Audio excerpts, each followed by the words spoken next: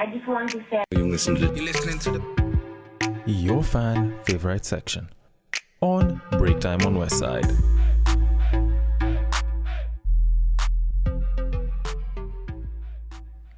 So, if you haven't listened to the first part of Battle of the Sexes, episode 18, I would suggest that you go back and listen to it right about now before you get into this one, or you might end up getting lost. But, oh well, at least I've warned you early enough.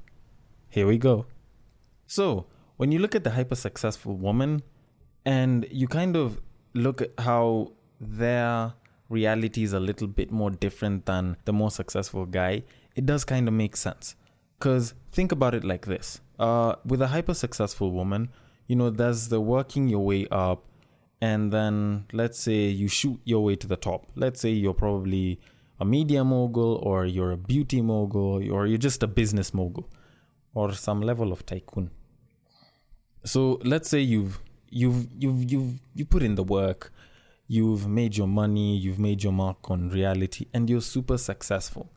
Now, you will find that the only people that ever really come to hit on you are usually either equally successful people or even more successful people.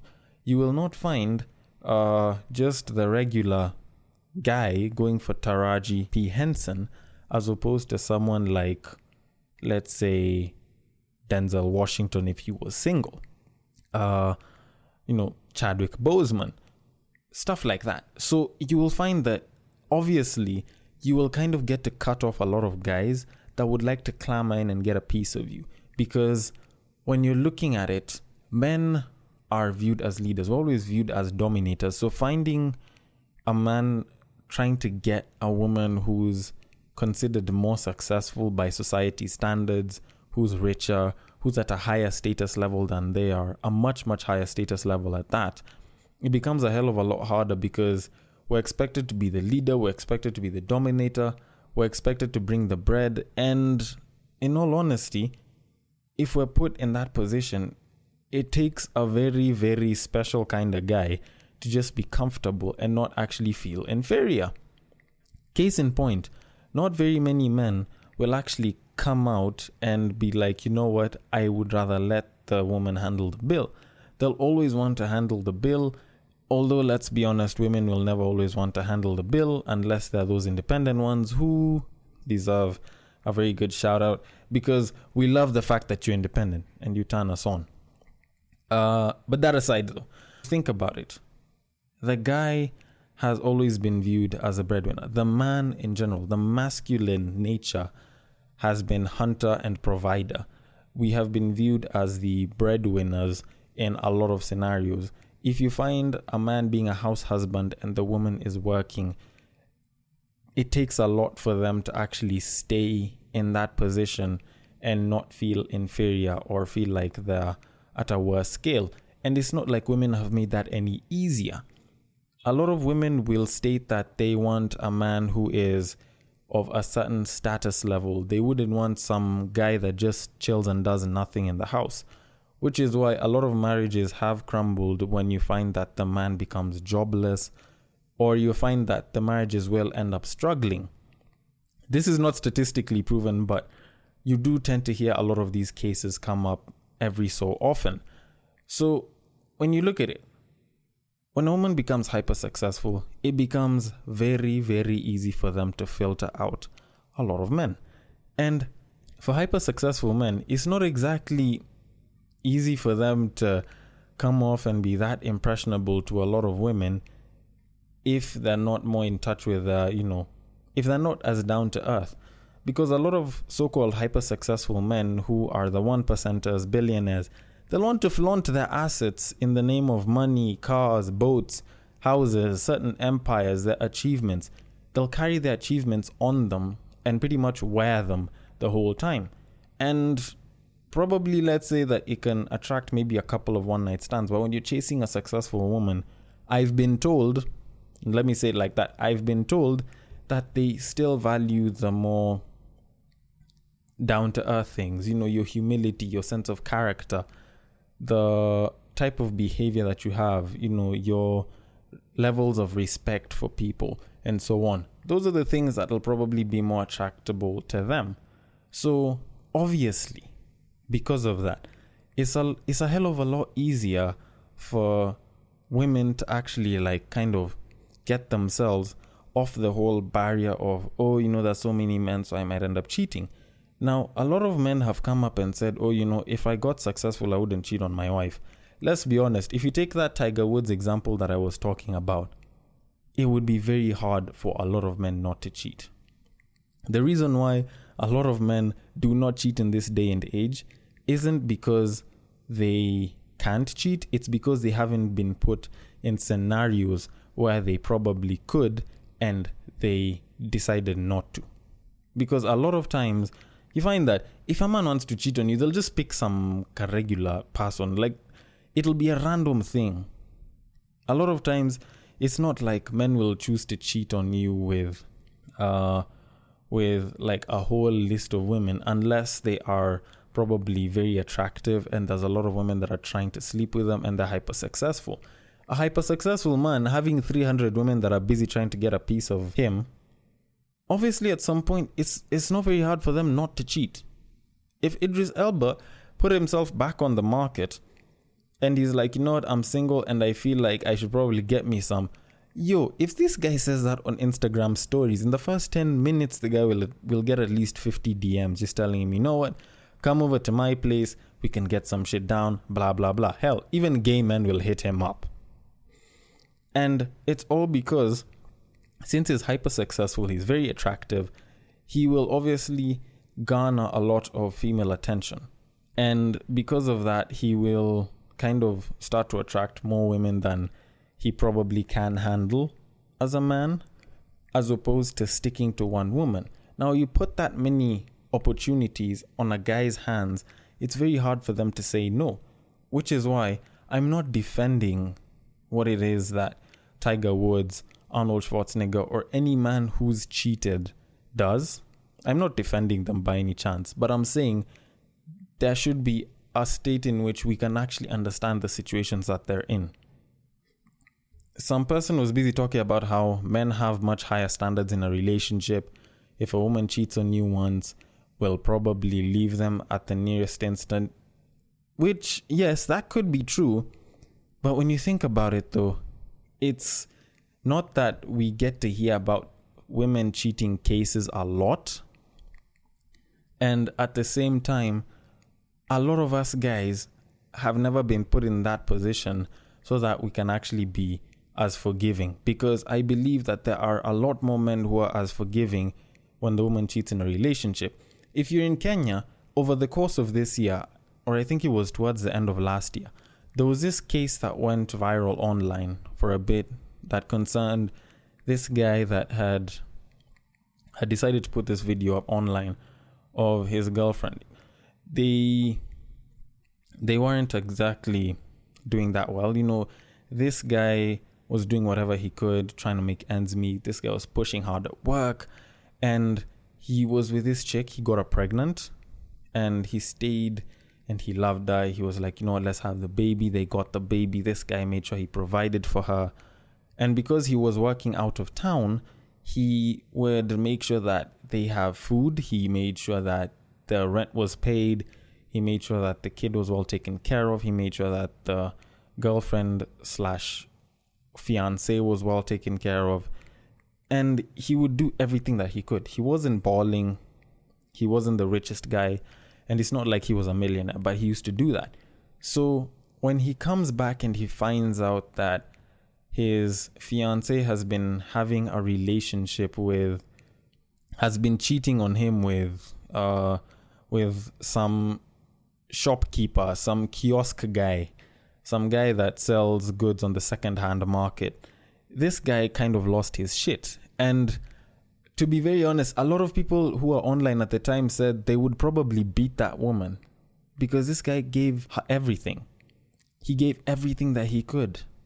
Like, the guy would not mind sleeping hungry as long as the wife and kid ate. And he was putting in the work.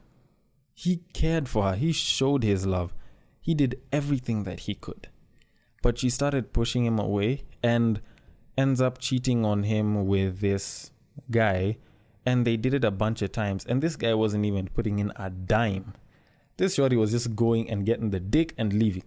And trust me, the whole online community told this guy not to go back to this woman, because he was like, should I really forgive this babe? And everyone was like, do not go back to that woman. Don't go back to this babe.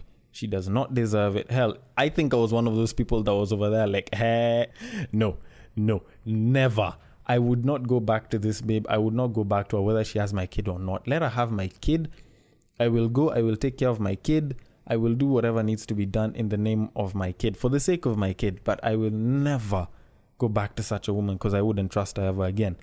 Shock on everyone. This guy, even after calling that shopkeeper and at some point saying, you know what, she's yours, you can do what you want with her. And the guy was like, nope, I can't take this babe.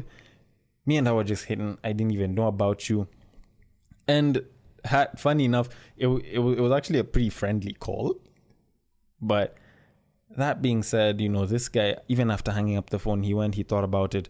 About a day or two after that viral video went, the aftermath came through, and this guy apparently forgave his fiancée and decided to give her another chance. Are you telling me now, after this very clear example, that men cannot forgive, that men are not forgiving enough? Fine, yes, it is one case out of like a million, but men are actually way more forgiving nowadays. Because people like to think cheating is like the worst possible sin. There's other things that get done to men. Men are a lot of times victims of domestic violence, yet we don't talk about it, and we'll still go back to the relationship. Men have been mistreated in houses before, something that has kind of brought up cheating a hell of a lot more than people think. So you're telling me that we wouldn't be as forgiving? We would. So whoever it is that came up with the whole, oh, why the hell is it that men like to drag women through the mud because of this, blah, blah, blah. I think I should have answered your question if you were busy talking about that. Because yes, as much as we do have high standards, men also have the ability to forgive. And there are times when we do actually forgive. So that being said, I think I've handled one bit. Now, the ones that were asking why it is that men will go and take someone for granted and then realize way after, I think I explained it. We have a bunch of women around. There's a ton of women that will start going after successful men. In all honesty, this is an irrefutable fact. Women want a ready-made man nowadays. You do not want to go, you get a guy and come up with them from the bottom all the way to the top, because you can find a ready-made human being. You can find guys who've already made their moves, they're doing something with themselves, they're stable, because even naturally, women want stability, which is why they'll go for the hyper-successful individuals, because they actually are more stable. They have the higher probability of being stable individuals. If they want to settle down, they'll pretty much settle down. Hell, they can probably stop working and they'll still be rolling in the money. So there's a sense of that stability that's around. So why not be with them? Hell, if I was a woman, I'd probably also think the same exact way. But, well, fortunately, I'm a man. So at least I get to come to the defense of another one of us men. So when we get a lot of those chances, when there's all these women throwing themselves at us, and they want to do everything that you probably want a woman to do for you and then some, it's very hard to say no. Sometimes we just look at the beauty and we're like, you know what, this is a little too hard to pass up on, and we go and we make a mistake here and there. And then shit hits the fan. And then eventually we'll realize, oh shit, I've actually lost the best gem that I've had this whole time. Not to objectify women. I hope y'all are getting the point. Not to objectify women in any way whatsoever. But it's more of, we kind of got distracted by one or two other individuals, not because we don't care about our women, don't care about the woman that has stuck by us, the woman that holds it down, but because as men, we are hunters. Go and get a certain hunter. Like even back in the day, a hunter will go get meat today, go hunt and bring more meat tomorrow and the day after that. Not because there is no food to eat in the house, but because he is a hunter. They want to go and get more meat. You don't just wait until people are hungry so that you go and get that meat. And as men, we're also chasing it that same way. It's opportunity. The more opportunities we see, the more we want to grab, because we don't want to be in a situation where we have none. And that's how it is. So if we see an opportunity and we decide to take it, at first, if you look at it from that oversimplified manner, it makes sense. But if you start calling it cheating, when you start adding the fact that this is a woman and they're throwing themselves at you just because they want to sleep with you, because they probably want to extort you, and you start overcomplicating it, then yes, it does show the true value of having someone that cares about you, that is by your side, that you should probably not cheat on. Like I said, I do not condone cheating. I'm not trying to say that it's defendable, but I am saying that there's a justified reason to why a lot of guys cheat. And I feel as though if people kind of took a second and thought about why it is that men cheat a lot, then they will realize that a lot of times it's not because we want to, but because the factors around us, the environment, is pushing us towards it. And that's just what it is. Anyways, for those of y'all that have sat through both parts, thank you so much for listening to me ramble about why people are cheating.